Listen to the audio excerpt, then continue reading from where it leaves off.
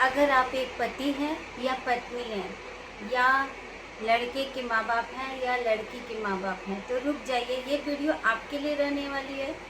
देखिए, अक्सर छोटी मोटी लड़ाई झगड़े इतने बड़े बन जाते हैं कि एक पत्नी अपने पति पर मुकदमा दाखिल कर देती है और ये बात दहलीज के बाहर कोर्ट तक निकल जाती है। और जब पत्नी अपने घर की इज्जत को सरेआम बाजार में उछाल देती है, इसके बाद वो कोशिश करती है कि मैं अपने पति का इज्जत पाऊँ, अपने पति का प्यार पाऊँ, तो इससे वो वंचित रह जाती है और पति के घर वालों के द्वारा इसका विरोध किया जाता है और उसे घर में आने से और रहने से मना किया जाता है। नमस्कार, मैं एडवोकेट रितिका पांडे आपके अपने ही यूट्यूब चैनल में स्वागत करती हूँ। देखिए, अक्सर ऐसा होता है, विवाह एक ऐसा पवित्र बंधन है जिसकी विवाह का बंधन में बंधना तो बहुत ही आसान है, पर इसे निभाना बहुत ही मुश्किल है।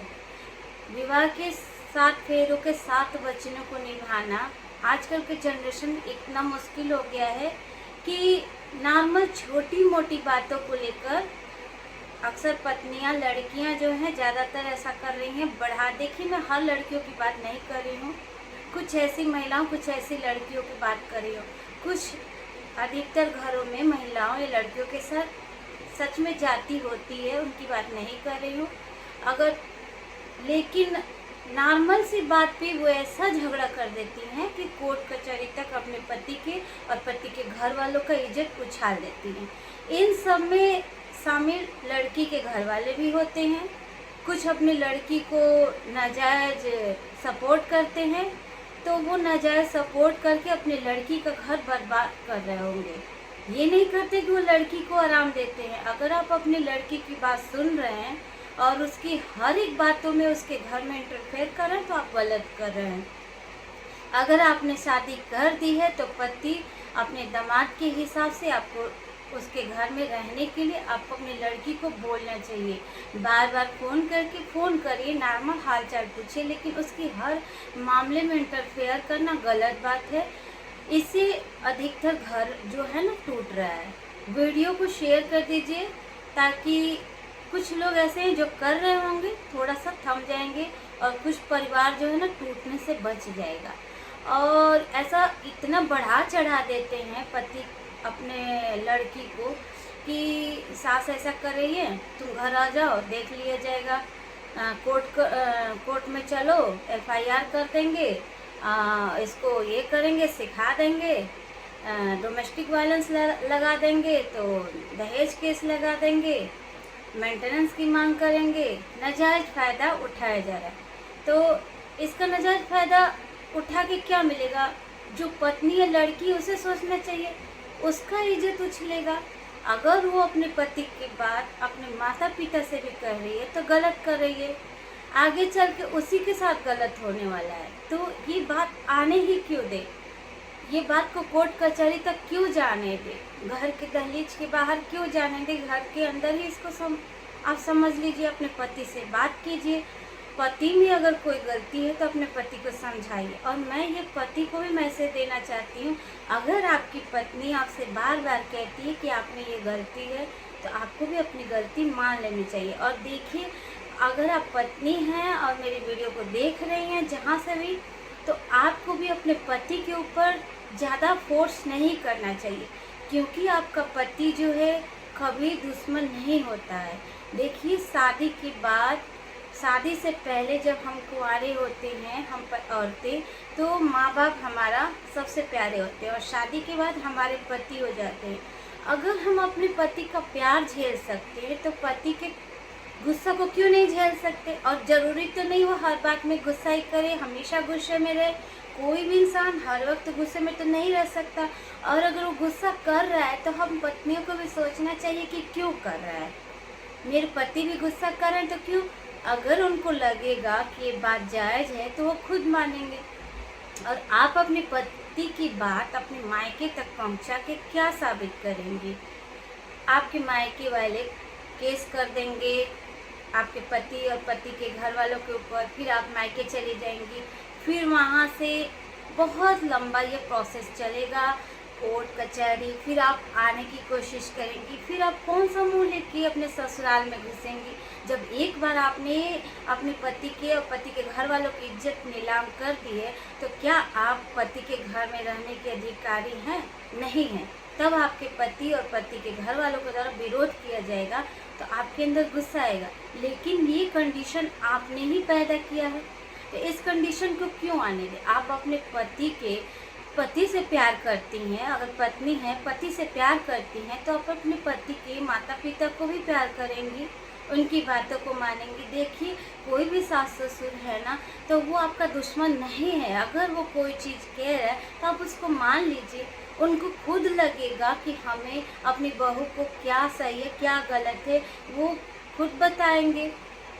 आपके माता पिता के समान ही तो है वो, और आपके सास ससुर जो है आपके दुश्मन थोड़ी हैं। और रही बात, मैं अब सास ससुर के भी लिए छोटा सा मैसेज देना चाहूँगी। अगर आप सास ससुर हैं बहू के, तो बहू को भी थोड़ा सा समय के हिसाब से, जैसे नए ज़माने का है, ड्रेस है, पहनावा है, अगर वो पल्लू नहीं रखना चाहती है, थोड़ा सा मॉडल है, तो आप उसको थोड़ा सा कोऑपरेट करिए, उसका साथ दीजिए, उसका विरोध मत कीजिए। और हर बहू को भी ये सोचना चाहिए कि मेरे माता पिता जब मुझे इतना छूट दे रहे हैं, तो उसका नाजायज़ फ़ायदा जो है नहीं उठाना चाहिए।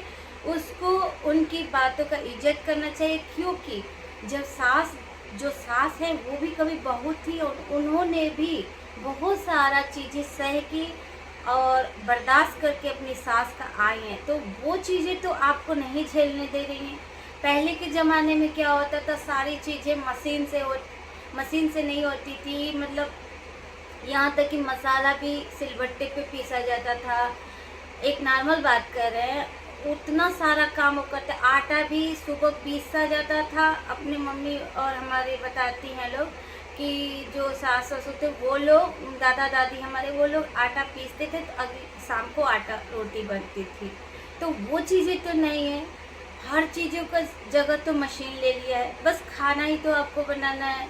देखिए आजकल किसके घर में वॉशिंग मशीन नहीं है। नॉर्मल काम करने से तो आपकी भी तो बॉडी फिट रहेगी। आप जिम ज्वाइन कर रहे हैं, जो एक्स्ट्रा वर्कआउट करना चाहती हैं, आप अपनी बॉडी को फिट रहना चाहती हैं, थोड़ा बहुत काम कर लीजिए, आपके चेहरे पे ऐसे ही निखार आ जाएगी, आप ऐसे ही फिट रहेंगी। तो हर चीज़ को एक खुशी के नज़रिए से देखना चाहिए।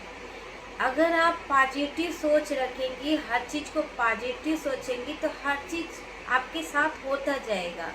और देखिए, अगर आप अपने माता पिता सास ससुर की इज्जत करेंगी, तो आप अपने पति के नज़र में भी अच्छी रहेंगी, और ससुराल में आपको अधिकार लेने की ज़रूरत नहीं है।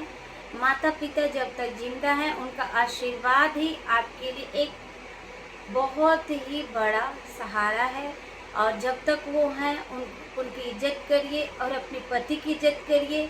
और कभी भी अपने ससुराल वालों का दिल मत दुखाइए, ऐसा नौबत मत लाइए कि कोर्ट कचहरी का सामना करना पड़े। इससे कुछ हासिल नहीं होता, तारीख पे तारीख आती है। आप एक तो अगर ये मामला बाहर गया तो समाज में आपकी इज्जत भी उछलेगी। कोई भी कह देगा कि एक के साथ नहीं रह पाई तो दूसरे के साथ क्या रहेगी। अगर आपके माता पिता भी आपको भड़का के उकसाते हैं कि ये शादी को तोड़ दो, तो दूसरी शादी करके भी आप खुश रह सकती हैं। क्या दूसरा जो आपके हाथ पकड़ने के लिए आएगा, शादी करने आएगा, क्या वो दूध का धोला होता है? नहीं ना, वो उसके अंदर भी कोई कमी होगा। आप कहाँ तक भागेंगे? और अगर पति हैं, आपकी पत्नी में भी अगर कोई गुण है, अगर कोई उसके में कमी है, तो आप उस कमी के साथ अपनी पत्नी को स्वीकार करिए, उसे प्यार से समझाइए। और पति पत्नी दोनों को एक दूसरे को समझना चाहिए और अपने रिश्ते को जहाँ तक हो सके बचाने की कोशिश करना चाहिए। नहीं तो अंत में वो कोर्ट में जाएगी, तलाक का केस करेगी, आपके ऊपर डोमेस्टिक वायलेंस लगाएगी, मेंटेनेंस लगाएगी, और बाद में नौबत यही आएगा कि वो घर में आने के बाद में नौबत चाहेगी और पति के द्वारा विरोध किया जाएगा। तो ये नौबत पत्नी को नहीं आने देना है, ना पति को भी आने देना है। दोनों को बैठ के एक दूसरे की समस्या को समझना है और उसका हल निकालना है।